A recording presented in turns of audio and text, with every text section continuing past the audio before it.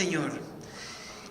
En estas semanas que han pasado, en estas 3 semanas, hemos estado haciendo un estudio, un análisis de Mateo capítulo 5, obedeciendo a la palabra que el Señor declaró cuando dijo: vayan por todo el mundo y hagan discípulos a todas las naciones, bautizándolo en el nombre del Padre, del Hijo, del Espíritu Santo, y enseñándole que guarden todas las cosas que yo les he mandado. El Señor nos dio una gran comisión, que es que nosotros enseñemos todas las cosas que Cristo nos ha mandado. El Señor nos enseñó cosas.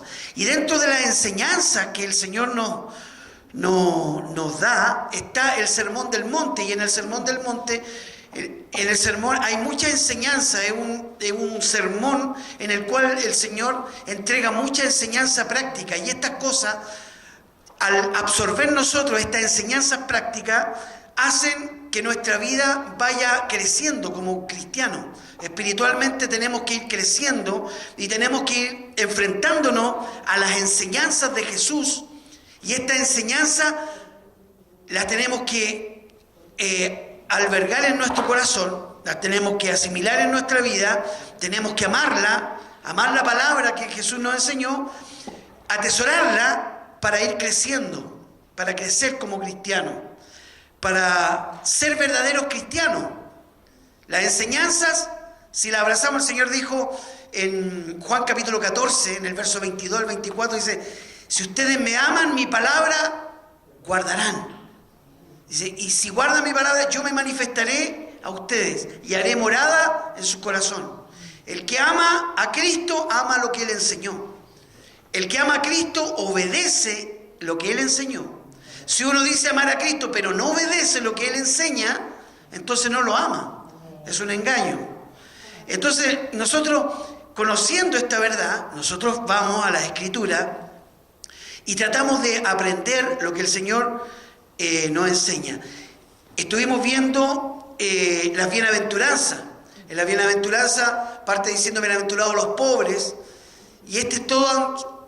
La bienaventuranza es una condición que se da cuando entramos al reino de Dios.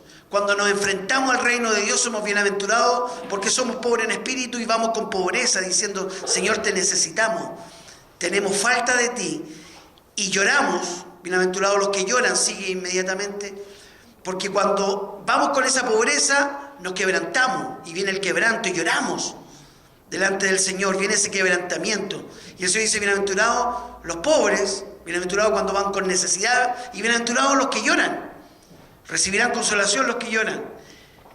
Continuamente viene la mansedumbre, que es un fruto que se manifiesta en el momento en que nosotros recibimos el mensaje del Evangelio con humildad y lo recibimos en nuestro corazón, lloramos, y viene un fruto que es la mansedumbre. Y bienaventurados somos los mansos, dice, porque heredaremos la tierra. Y después viene los frutos, la misericordia y el hambre y sed de justicia. Bienaventurados los misericordiosos, bienaventurados los que tienen hambre y sed de justicia, porque serán saciados. Viene esas ganas de hacer misericordia. Viene y cuando viene somos bienaventurados, porque si tenemos las ganas de hacer misericordia y si tenemos hambre y sed de justicia, somos bienaventurados. El Señor nos dice que somos bienaventurados cuando eso nos ocurre. Y dice, y después bienaventurados cuando somos perseguidos. Estuvimos viendo las bienaventuranzas y después de eso el Señor dice: ustedes son la luz del mundo, tienen que brillar. Viene esa realidad, se hace real. Somos bienaventurados por todas esas cosas que nos ocurren cuando recién conocemos a Cristo, y eso nos hace ser luz y sal. Tenemos que brillar, tenemos que ser luz y sal. Y ahí empieza el Señor a declarar algunos principios de la vida básicos. Nos dice que Él no vino a borrar la ley, sino que vino a cumplir la ley. Y empezó y nos habló acerca de la ira, ¿cierto? Que dice que nosotros no debemos aborrecer a nuestro hermano, no debemos llamarlo fato, necio, no debemos hablar mal contra el hermano, no debemos tener una actitud negativa hacia nuestro hermano. Somos el cuerpo de Cristo y el cuerpo de Cristo tiene que estar unido. Tenemos que amarnos, se tiene que mostrar un fruto de amor hacia el hermano. Y quedamos en Jesús y el adulterio, cuando dice: si tu ojo te es ocasión de caer, córtalo. Si tu mano te es ocasión de caer, sácala. Que en el corazón ocurre el adulterio. El adulterio no es el hecho cuando se consume, cuando es consumado el hecho. El adulterio en el corazón, estuvimos hablando cosas bien importantes para los hombres, sobre todo estos deseos de repente de lujuria que vienen y nos atrapan y muchas veces a través de la televisión, de los medios de comunicación, del internet, hay una red de querer atrapar al hombre en esto que es tan dañino sobre todo para las relaciones de pareja, para las relaciones matrimoniales.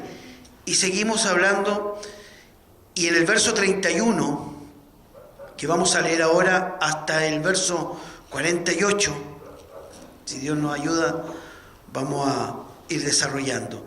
Dice la palabra del Señor: también fue dicho: cualquiera que repudia a su mujer, dele carta de divorcio. Pero yo digo que el que repudia a su mujer, a no ser por causa de fornicación, hace que ella adultere, y el que se casa con la repudiada comete adulterio. Además, habéis oído que fue dicho a los antiguos: no perjurarás, sino cumplirás al Señor tu juramento.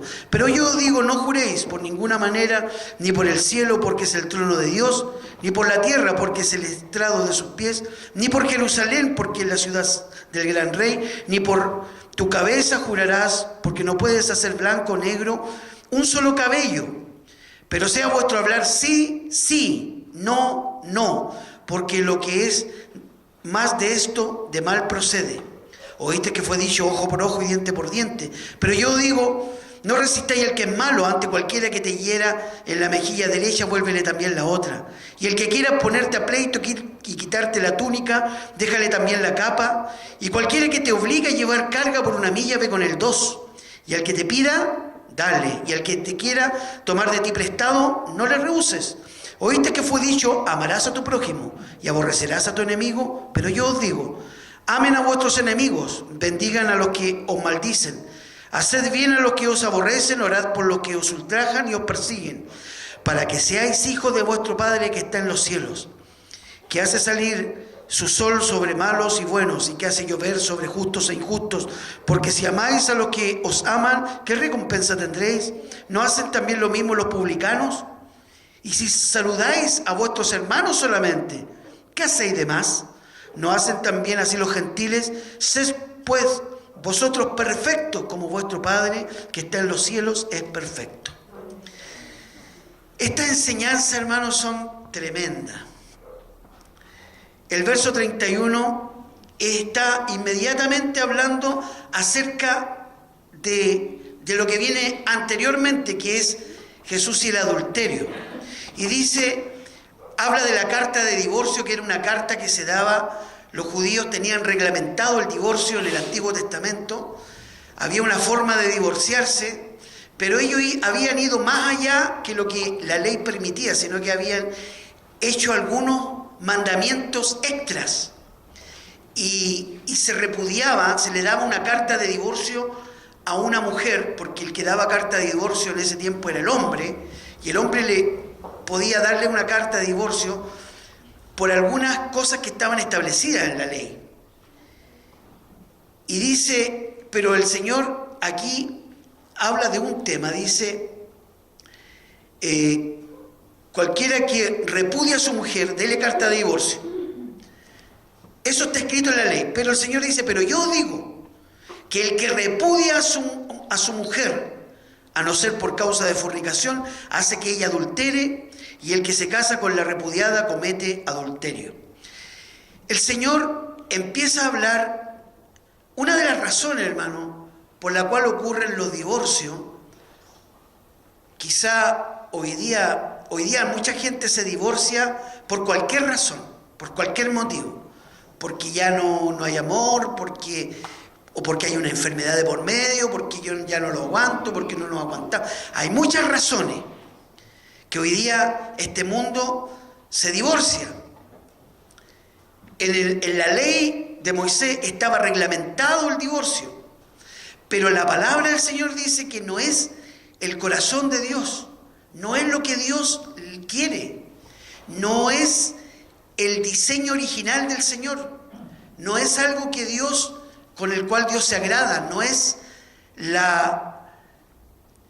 algo que el Señor, que Dios ama, que Dios quiere, que Dios le gusta, no es algo así. Pero existe, y en Mateo 19 el Señor dice que por la dureza del corazón se permitió carta de divorcio.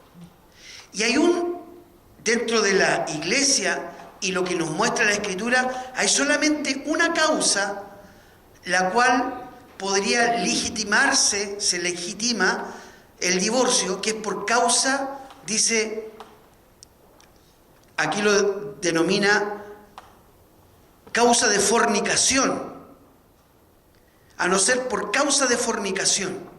Porque el Señor dice, pero yo digo que el que repudia a su mujer, a no ser, y aquí hay un paréntesis, dice, excluyendo, ese paréntesis quiere decir, excluyendo este motivo, excluyendo esta situación. Pero aquel que da una carta de repudio hace que esa mujer adultere. Si se casa con otro, adultera, comete un adulterio. El adulterio, hermano, si nosotros miramos los versículos anteriores del 27 al 30, el adulterio es una condición que nace en el corazón. Cuando se desea algo que está prohibido, cuando se desea algo que Dios aborrece, cuando se desea a un hombre o a una mujer, cuando uno está casado, eso es adulterio. Y esa es una de la única causa que se ve en la Biblia, la cual el Señor permite el divorcio, porque en ese caso se rompe el vínculo matrimonial, se rompe el pacto matrimonial. El matrimonio es un pacto, es un convenio, es un acuerdo. Y esto está todo entrelazado, porque la figura es la siguiente. En el corazón del hombre, en el corazón de la mujer, nace el adulterio, nace el deseo de estar con otra mujer o estar con otro hombre. Uno le da rienda suelta, como se le dice aquí en vulgar chileno, se le da rienda suelta a deseos y pasiones desordenadas, y no solamente se busca estar con otra persona, sino que, dice el Señor, el que mira a una mujer para codiciarla, la codicia de mirar al sexo opuesto con la intención del placer, eso dice que es adulterio. Ya el adulterio se concibe cuando está esa actitud en el corazón. No es solamente cuando se consuma el hecho, ya cuando se consuma el hecho es fornicación, que es otro grado de pecado, otro grado distinto de pecado. El codiciar en el corazón ya es un acto de pecado.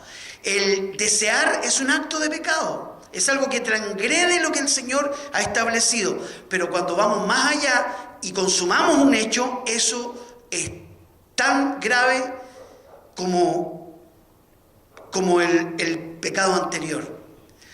Entonces eso se consuma en el corazón, se genera, se gesta, después se lleva a cabo.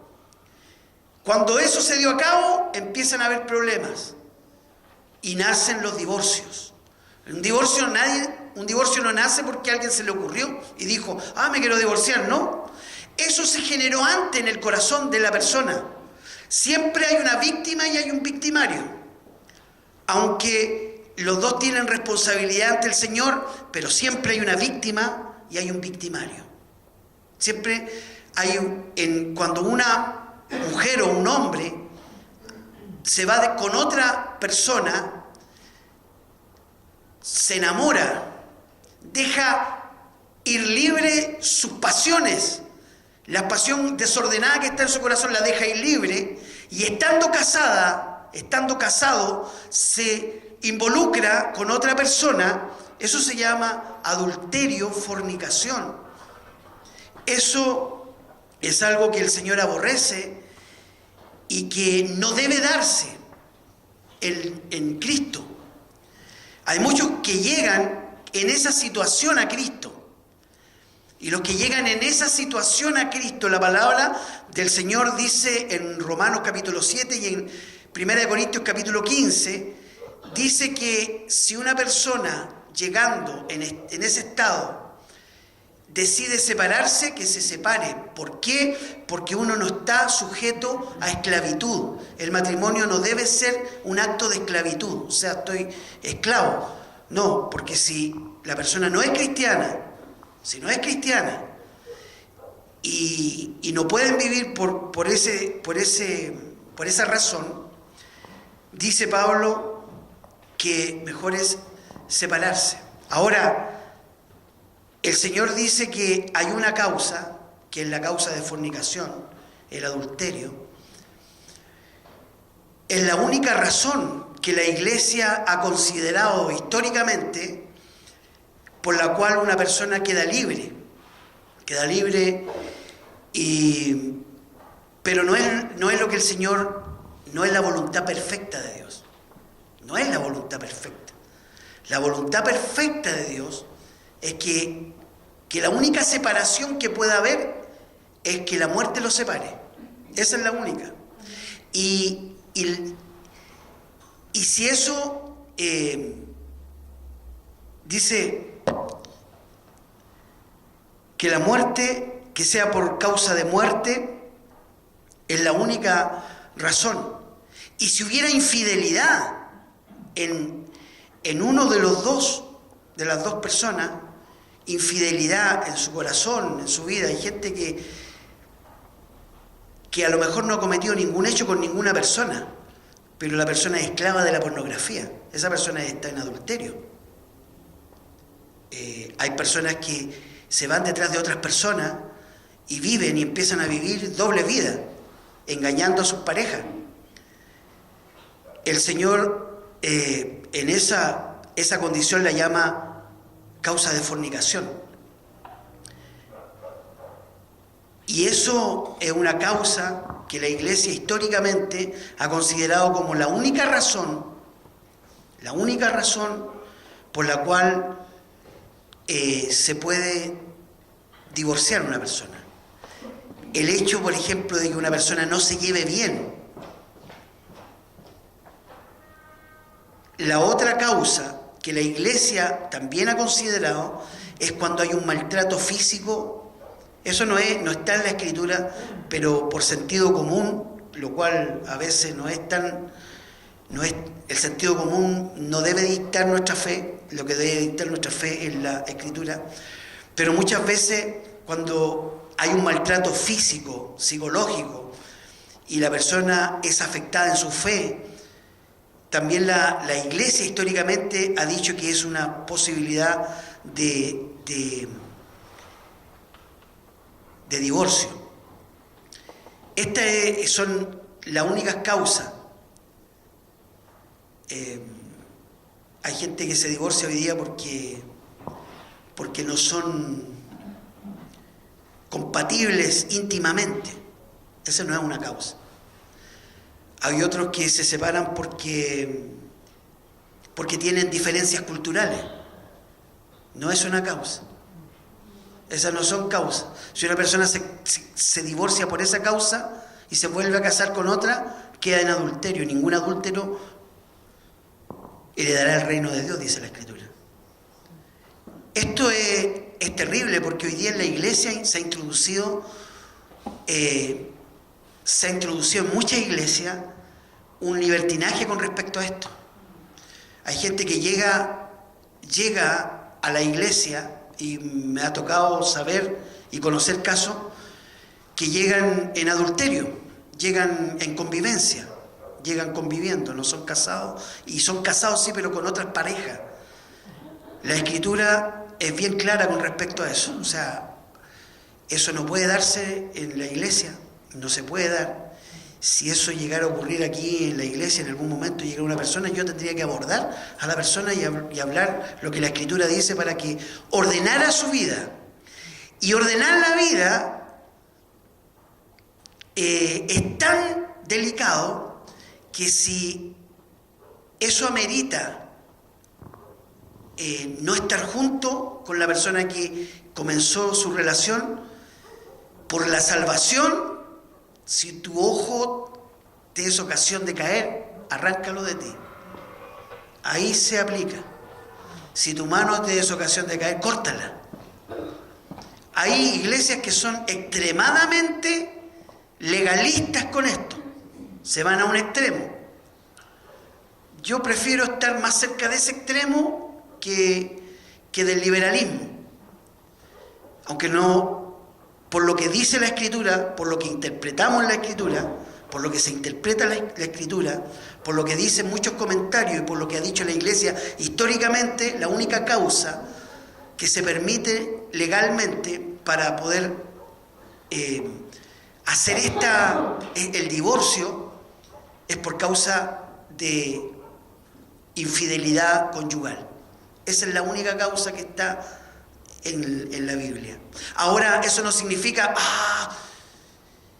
me engañó, me separó. Esto no. Porque a veces, porque también existe cuando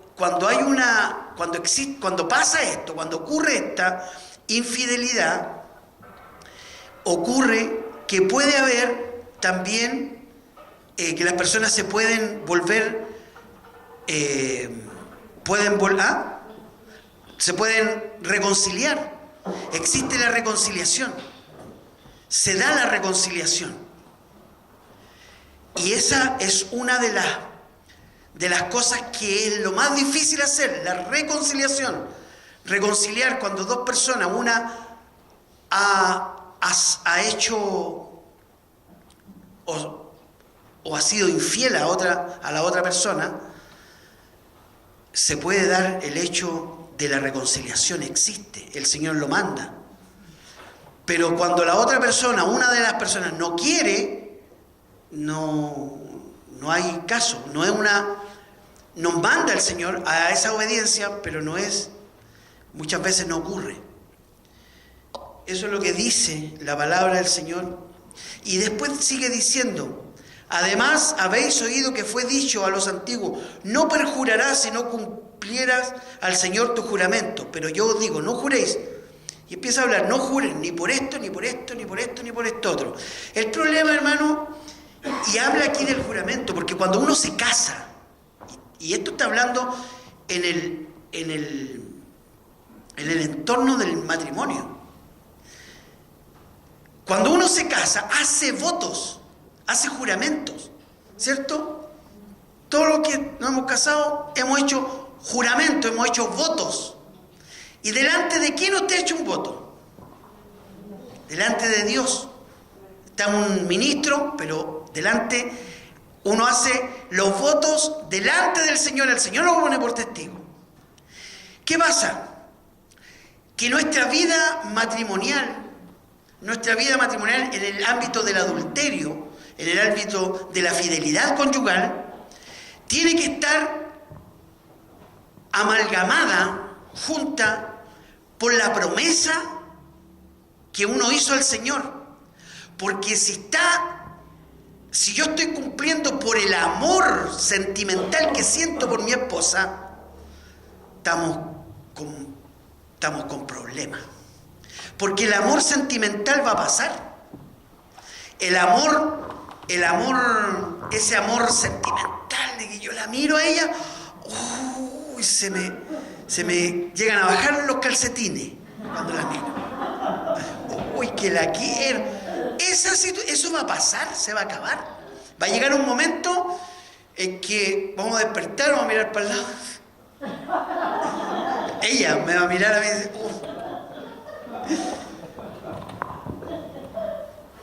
Eso va a pasar también. Va a pasar que va a mirar y no va a querer ni respirar. ¿Va a pasar o no? Eso pasa. Ese es el amor el amor, ese amor sentimental va a pasar. ¿Y qué es lo que nos queda? Nos queda una promesa. El otro día un amigo me contaba y me decía, yo seré fiel a la promesa, me decía. Bueno, si algo pasa en mi tiempo, quiero que la promesa que hago delante del Señor, eso se mantenga vivo. Porque si soy fiel a esa promesa, mi matrimonio va a seguir adelante. Yo lo escuchaba y decía que cierto es. Porque la promesa que uno hace al Señor, si es verdadera, si es genuina, si es real, me va a mantener adelante. El hombre, en el caso del hombre, la promesa que yo le hice a Dios me va a permitir que yo no adultere, que yo no mire a otra mujer, que yo no me meta a páginas prohibidas, que yo no mantenga relaciones medias cariñosas con otras mujeres que no sean mi esposa.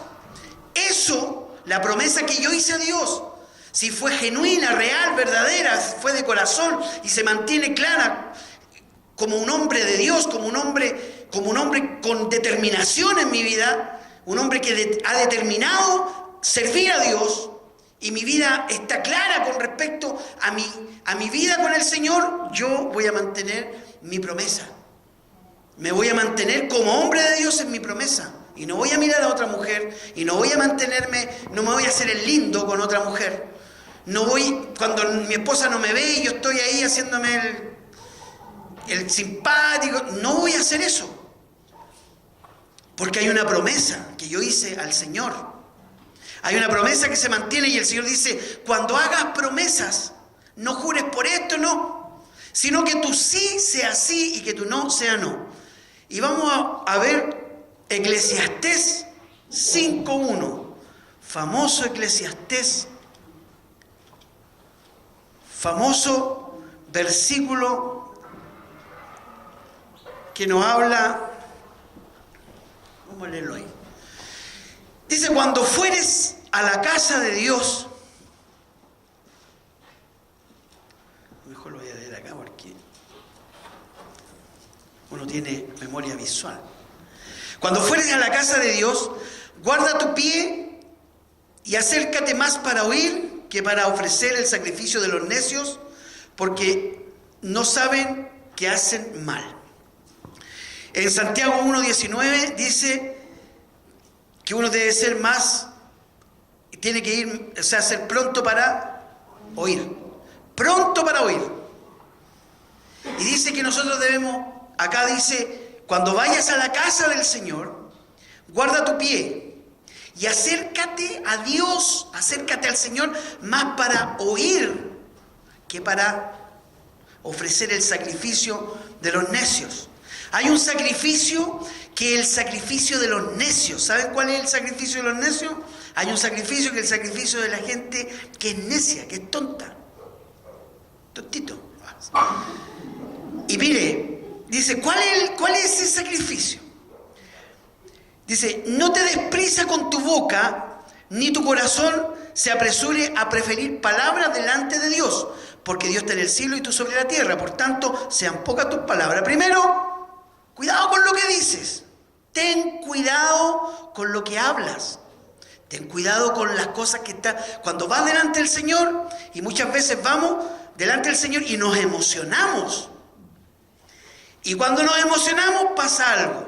Cuando vayas delante del Señor, anda más a oír la palabra y que tus palabras sean pocas. Ten cuidado con lo que dices. Mire lo que dice verso 3. Porque de la mucha ocupación viene el sueño y de la multitud de palabras la voz del necio. De mucho hablar hablamos tonteras. De mucho hablar hablamos cosas que no corresponden, que a veces decimos cosas que no están bien que las digamos. 4. Cuando a Dios haces promesas. ¿Cuál es el sacrificio de los necios? Es cuando prometemos cosas. Prometemos delante de Dios. Y cuando ponemos a Dios por testigo, prometemos, dice, mira lo que dice el Señor. Cuando a Dios haces promesa, no tardes en cumplirla, porque Él no se complace de los insensatos. Hermano, a veces nos emocionamos. ¿Ya? A veces nos emocionamos delante del Señor. Señor, yo te seguiré donde quiera que vayas. Donde tú me mandes, yo voy a seguirte, Señor. Yo me voy a levantar y te voy a buscar y voy a poner mi corazón para buscarte. Y oramos y declaramos y confesamos y decimos. Y después, día, son las 5 de la tarde, tengo que ir a la iglesia. Que hace frío, mejor me quedo acostadito. Pero prometimos que íbamos. Señor, te voy a buscar y voy a servirte. Señor, ¿hace frío? ¿O hay un partido? Hoy día juega Chile, no voy a la reunión. No, hoy día va a estar bueno el partido, la final de las Champions. No voy a la iglesia. Y prometimos que lo vamos a buscar. Prometimos que le vamos a decir al Señor, Señor, le decimos al Señor, Señor, yo te voy a buscar. Y le hemos hecho promesa al Señor. Mira lo que dice el Señor. Qué bueno que lo dice el Señor, que no lo digo yo. Dice, cuando a Dios haces promesas, no tardes en cumplirla, porque Él no se complace de los insensatos. Cumple lo que prometes. Cumple lo que prometes. Mejor es que no prometas y que prometas y no cumpla. Cumple lo que prometes. O mejor no prometas nada. No prometas. Pero si prometes, tienes que cumplir. ¿Y por qué? No dejes que tu boca te haga pecar, porque a veces cuando le prometemos al Señor algo, cuando decimos, Señor, yo lo voy a hacer, yo ahora sí, pero desde el lunes, ahora sí, pero en el verano, y después pasa el verano, no, pero mejor en el otoño, y así lo llevamos. Pero dice, mejor es que no prometas y que prometas y no cumpla. No dejes que tu boca te haga pecar, ni digas delante del ángel, yo no sabía que era así. Es que no sabía. No, era ignorancia. No le digamos al ángel, no, pero fue por ignorancia, es que yo no sabía. No, es que yo no pensé que iba a ser tan así.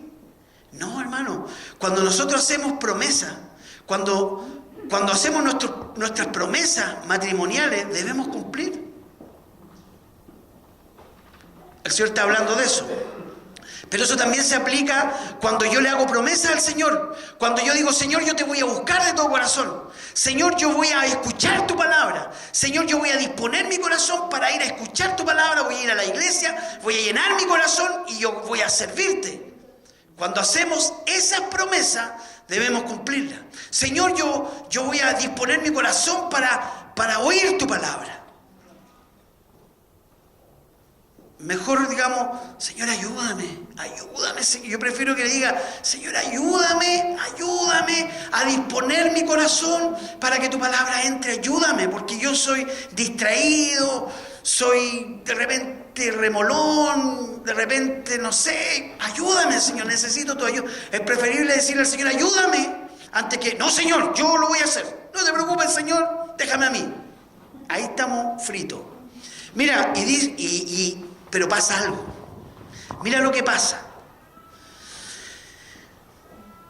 Dice, no deje que tu boca pecar. Dice, ¿por qué harás que Dios se enoje a causa de tu voz?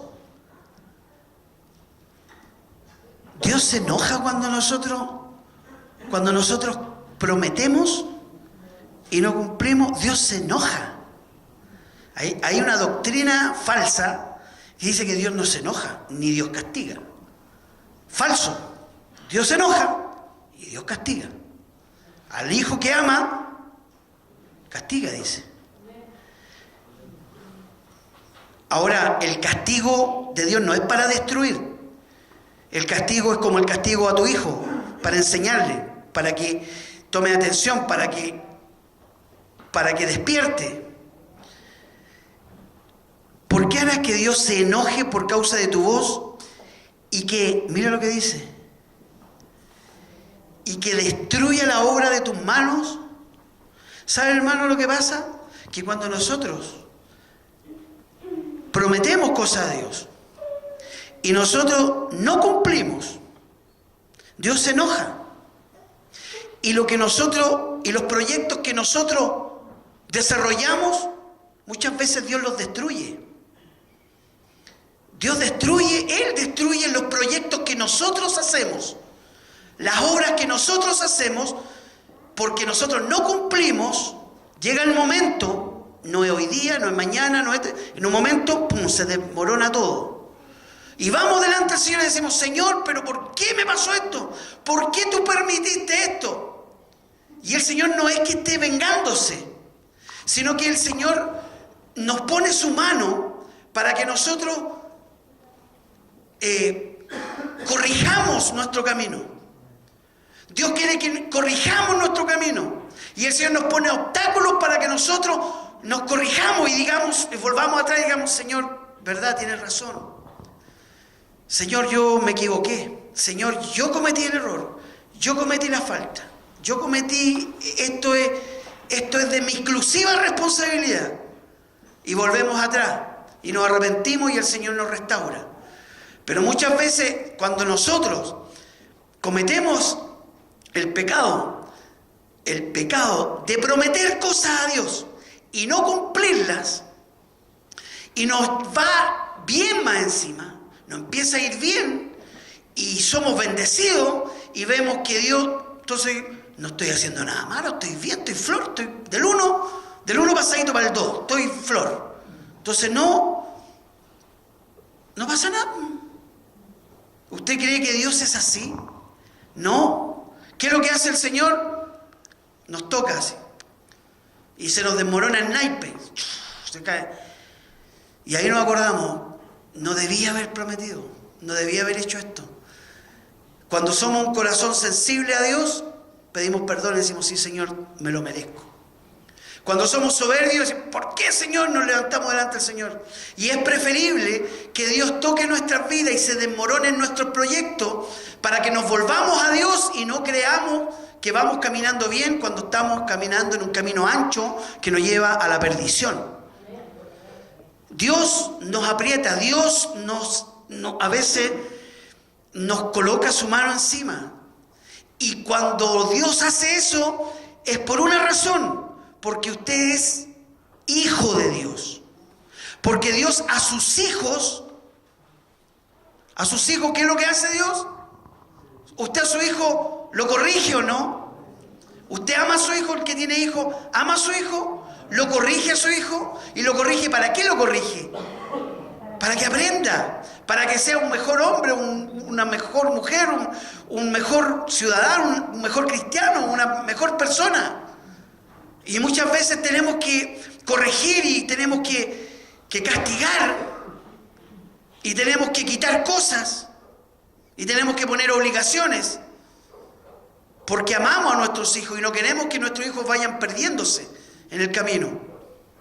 Hoy día, donde hay los derechos del niño, que son a veces, esos derechos del niño son tan importantes como las obligaciones del niño, como los deberes del niño.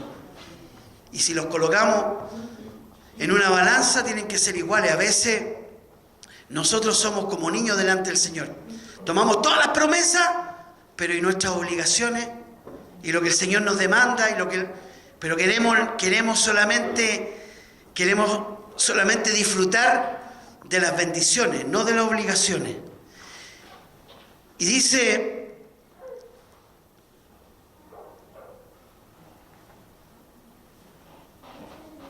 en el verso 6, al final: ¿por qué harás que Dios se enoje a causa de tu voz y que destruya la obra de tus manos? Donde abundan los sueños, también abundan las vanidades y las muchas palabras. Mas tú teme a Dios.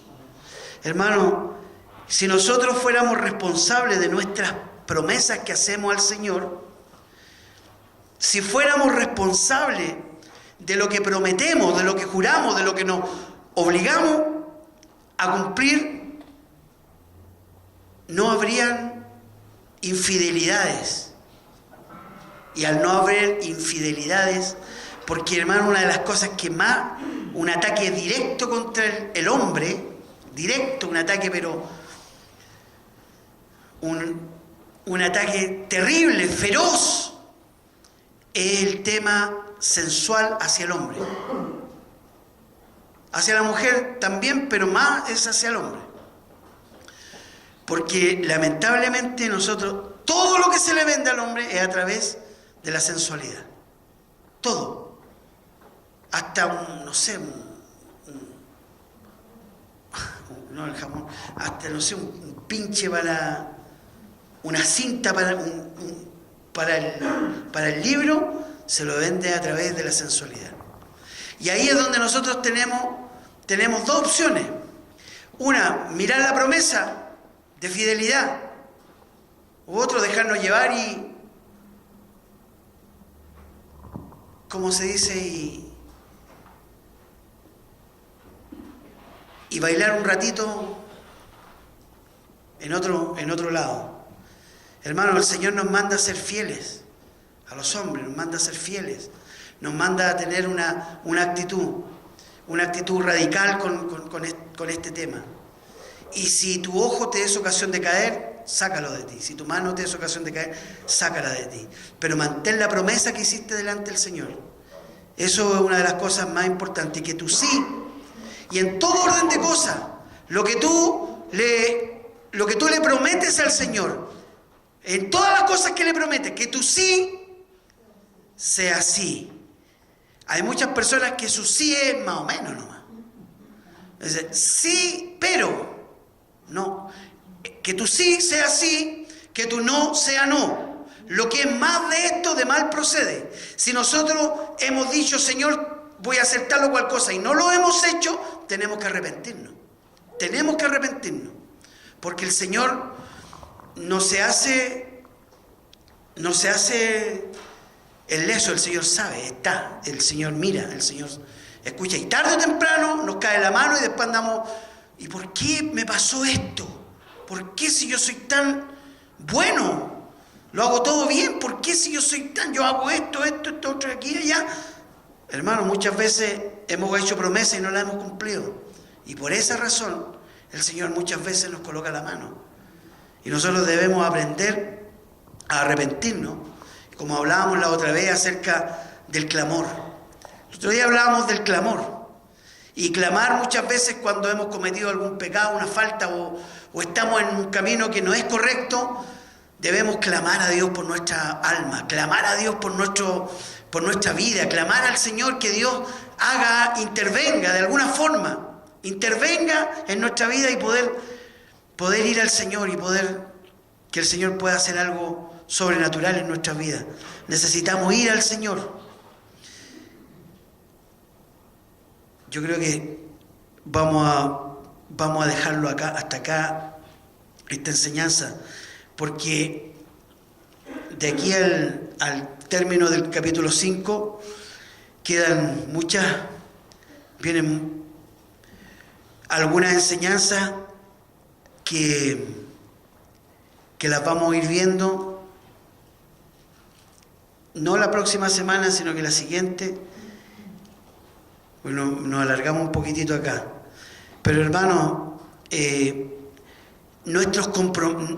Dios no nos manda a comprometernos. Dios nos manda a rendirnos. Dios no quiere que nosotros nos comprometamos, porque el compromiso no existe. La Biblia no habla de compromiso. Un compromiso, tú haces una parte, yo hago lo otro, y nos ponemos de acuerdo, caminamos, listo. Es un compromiso, algo que yo estoy dispuesto a dar para recibir. Y lo evalúo.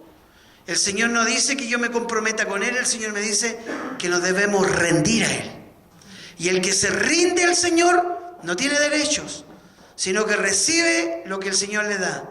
Y todo lo que el Señor nos da es bueno. Todo lo que el Señor te va a dar, Él es para la vida eterna. No tiene comparación con nada de lo que hay aquí en la tierra. No tiene comparación con nada de lo que vayas a vivir en toda tu vida. Lo que el Señor nos da es eterno. Así que por eso mismo que nuestra actitud sea de rendición y nuestro sí sea sí y nuestro no sea no. Si nosotros andamos por otro camino, por el camino del más o menos, del quizás, del tal vez, de no sé, a lo mejor quizás, si andamos en ese camino, hermano, nuestra vida va a ir tambaleando, vamos a estar siempre tambaleando, vamos a estar siempre, nunca vamos a estar en el camino correcto, nunca vamos a andar en el camino angosto, vamos a andar en el camino ancho. Y el Señor quiere que nosotros andemos en un camino angosto, en un camino de bendición, no en un camino de maldición. Dios quiere y hace todo lo posible para que nosotros andemos en el camino de la vida, en el camino de la bendición, en el camino de la fe, en el camino donde Él nos bendice, donde Él es bueno, donde podemos ver su bondad, donde podemos ver su fidelidad, donde podemos ver su grandeza. El Señor quiere que andemos en ese camino y el Señor hace todo lo posible para que nosotros andemos en ese camino. En ese camino debemos andar. Dios es bueno, es inmensamente bueno, es misericordioso. Y Dios quiere que nosotros andemos en el camino del sí, en el camino de la verdad. El Señor no quiere que andemos en caminos de mentira ni en caminos extraños. Pongámonos de pie y vamos a darle gracias al Señor por estos momentos que hemos tenido donde hemos escuchado